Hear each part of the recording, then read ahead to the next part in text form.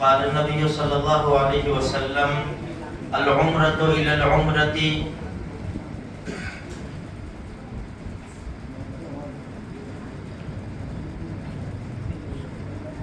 دیکھو بخاری شریف کی روایت ہے، نبی کریم صلی اللہ علیہ وسلم نے ارشاد فرمایا کہ ایک عمرہ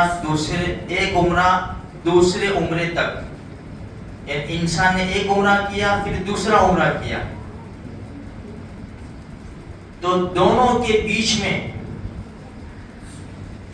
یہ کفارہ ہے اس کی پورے سال کے، یعنی دو عمروں کے، اگر سال میں ایک مرتبہ عمرہ کیا پھر دوسری مرتبہ عمرہ کیا تو یہ کفارہ ہے ان دونوں کے درمیان کا، یعنی گناہ اللہ پاک معاف فرما دیتے ہیں۔ پھر اسی حدیث میں ہے کہ الحج المبرور لیس لہ جزاء الا الجنہ، کہ حج مبرور اس کا بدلہ جنت کے سوا کچھ بھی نہیں ہے۔ دیکھو حدیث میں ہے پے در پہ عمرہ کرو، پے در پہ حج کرو۔ حدیث میں ہے حج کرنے والا فقیر نہیں ہوتا۔ اب یہ حج مبرور کسے کہتے ہیں؟ دیکھو جب عرفات کا وقت پورا ہوتا ہے نا تو حجاج کرام آپس میں ملاقات کرتے ہیں، بس یہی الفاظ بولتے ہیں کہ حج مبرور ہو، یعنی مقبول حج۔ علماء نے لکھا ہے کہ جس حج کے اندر کوئی جھگڑا فسق و فجور کچھ بھی نہ ہو اور اپنے آپ کو دو چادر میں باندھ کر اللہ کے حوالے کر دیا کہ جو اللہ تو کہے گا وہ کروں گا، میری منمانی نہیں چلے گی۔ مینا کا وقت ہے، اچھی طرح 5 نمازیں وہاں گزار لے گئے پورا دن رات، پھر عرفات کے میدان میں جائے، وہاں جو شریعت نے کہا اسی طرح عرفات کے میدان میں وقت گزارے، ظہر عصر کی نماز وہاں پڑھے، پھر مغرب کی نماز پڑھے بغیر عرفات سے نکل جائے مزدلفہ۔ جیسے سورج غروب ہوتا ہے، ٹوپ پھٹتی ہے تو سیدھا حاجی وہاں سے نکلتے ہیں مزدلفہ کے لیے، اور مغرب عشاء 2 نمازیں ساتھ میں پڑھتے ہیں، اور پھر مزدلفہ رات گزار کر پھر ایک کنکری مارنے جاتے ہیں۔ تو یہ سارے ارکان بڑے سکون اطمینان کے ساتھ اچھی طرح ادا کیے۔ بھائی جیسے طواف دیکھو، ہمیں کوانٹٹی نہیں چاہیے، ہمیں کوالٹی چاہیے۔ بھاگ دوڑ یہ حج میں نہیں ہے، سکون اطمینان کے ساتھ اللہ کے گھر کا طواف کرنا ہے۔ 10 طواف کرنے کے بدلے 2 طواف کریں گے نا، سکون اطمینان کے ساتھ وہ چلے گا۔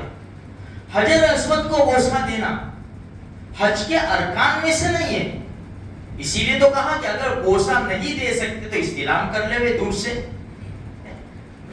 اچھا، حجر اسود کو بوسہ دینا اور کسی مسلمان کو تکلیف پہنچانا، بوسہ دینا فرض نہیں ہے لیکن مسلمان کو تکلیف دینا حرام ہے۔ یہ ساری باتوں کا ہمیں خیال رکھنا ہے۔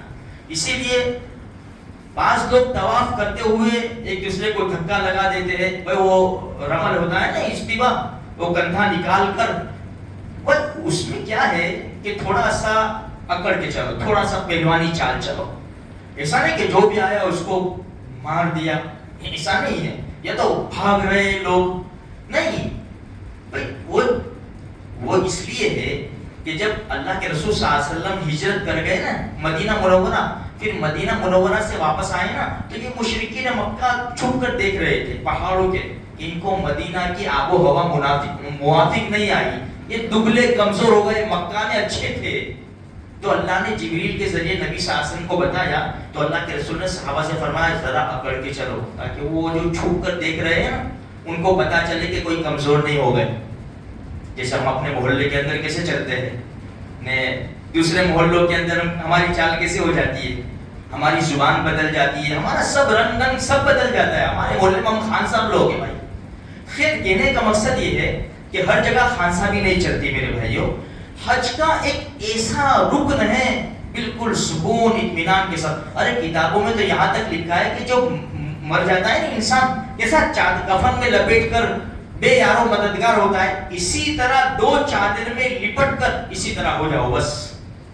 اللہ ہی مدد کرنے والا ہے، کسی سے کوئی جھگڑا فسق و فجور نہیں، جو کام ہے ہم نے اس کو ادا کر دیا۔ اچھا، اس کے بعد دوسری وجہ، بہت ساری وجہ لکھی ہے، دوسری وجہ یہ لکھی ہے کہ جب حج سے آوے تو اس کی جو پہلے والی زندگی تھی وہ زندگی اور یہ زندگی میں خاصی تبدیلی آ جائے۔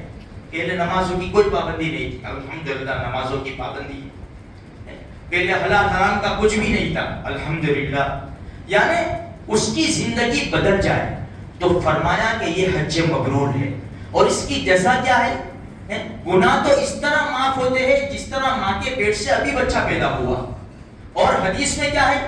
لیس لہ جزاء الا الجنہ، جنت کے سوا کوئی بدلہ نہیں ہے اس کا میرے بھائیوں۔ اس لیے اللہ تبارک و تعالیٰ سے دعا کرے، جو بھی ہمارے محلے رشتہ دار مسلمان دنیا کے کونے کونے میں سے پہنچے ہیں، اللہ تبارک و تعالیٰ سب کے حق میں حج مبرور کر دے اللہ پاک، اور ہر ایک کو اپنے اپنے مقصد میں کامیابی نصیب فرماوے، اور وہ جو اعمال کرے ان کی دعاؤں میں، ان کے اعمال میں اللہ تبارک و تعالیٰ ہمارا بھی حصہ نصیب فرمائے۔ اور دیکھو میرے بھائیوں، ہمیشہ دعا کرو، دعا کرتے رہو، تھکنا نہیں ہے۔ ایسا نہ سمجھو کہ میں نہیں جا سکتا، ایسا بالکل دماغ میں مت رکھو، میں نہیں جا سکتا یہ نہیں، میرے کو اللہ لے جائے گا، بس میرے کو بھلے میرے پاس کچھ بھی نہیں ہے لیکن طاقت اللہ کی ہے، ان اللہ علی کل شیء قدیر۔ کوئی یہ نہ سمجھے کہ دیکھو 20 سال پہلے ہماری حالات کیا تھے، ہم سوچ سکتے تھے کہ میں 20 سال کے بعد اتنی ترقی کر جاؤں گا، ایسا دماغ میں لانے کا ہی نہیں۔ اور ایک دوسری بات میں آپ کو بتا دوں زیادہ کی، کہ ایسا کبھی نہیں سوچنے کا کہ میری دعا قبول نہیں ہوتی۔ نا امیدی کفر ہے، نا امید کبھی نہیں ہونے کا۔ میری دعا ضرور قبول ہوتی ہے، لیکن اللہ کی مصلحت ہے، کب اللہ تبارک و تعالیٰ دے گا، کیا دے گا، اس کے بدلے میں مصیبتیں ہٹا دے گا، وہ اللہ کے اوپر ہے۔ اللہ حکمت اور مصلحت سے کام لیتا ہے۔ اور اگر انسان یہ کہے نا بھائی دعا کرے، ارے یار ہم تو کہاں ہماری تو دعا قبول، ایسا کہتے ہیں نا لوگ، تم مولوی صاحب ہو، بھائی تم دعا کرو، ہم مولوی صاحب ہے تو ہم کتنے پانی میں ہم جانتے ہیں بھائی، سیدھی بات ہے، سچی بات ہے، کیونکہ ہمارے سینوں کے اندر بھی تو دل ہے نا، نفس و شیطان تو سب کے ساتھ لگا ہوا ہے، اللہ حفاظت فرماوے گناہوں سے۔ لیکن ایسا کبھی مت کہو کہ ہماری دعا کہاں قبول ہوتی ہے۔ اگر ایسا کہا نا تو پھر اللہ فرماتے ہیں کہ اچھا، تو پھر جس کے پاس قبول ہوتی ہو نا اس کے پاس چلا جا۔ اس لیے میرے بھائیو ہمیشہ دعا کرتے رہو۔ پھر آج سے واپس کہتا ہوں کہ فلسطین کو مت بھولنا، بڑے نازک حالات ہیں میرے بھائیو، بڑے نازک حالات ہیں۔ اخیر میں ڈرائیونگ کرتے کرتے بھی اللہ سے دل میں دعا کرو، دعا کے لیے ہاتھ اٹھانا ضروری نہیں ہے۔ دیکھو دعا کے لیے ہاتھ اٹھانا، دیکھو یہ میرے بچے بیٹھے ہوئے ہیں اور شور کرتے ہیں، اب نہیں کریں گے انشاءاللہ، یہ ان کو میں کہوں گا، دیکھو تمہارے جتنے چھوٹے چھوٹے بچے فلسطین میں بیچارے شہید ہو رہے ہیں، بوم مارے جا رہے ہیں، ان اللہ سے کہو، بچوں سے، اپنے بچوں سے دعا کرواؤ، اللہ سے کہو کہ اللہ ہمارے جتنے ہیں وہ بھی نہ وہ پڑھ پا رہے، نہ بن پا رہے، کچھ بھی نہیں ان کے پاس، وہ بیچارے انہوں نے کچھ ماں باپ کی محبت نہیں دیکھی، انہوں نے کچھ بھی نہیں دیکھا، نہ ان کے پاس سوکھی روٹی کے ٹکڑے نہیں ہیں، پانی پینے کا ایک قطرہ نہیں ہے، وہ ایسے مارے جا رہے ہیں۔ اللہ ان کی مدد فرما، اپنے بچوں سے بھی گھروں میں دعا کرواؤ، اللہ تبارک و تعالیٰ کہیں سنی باتوں کے اوپر ہم سب کو مل کر عمل کی توفیق نصیب۔ آمین۔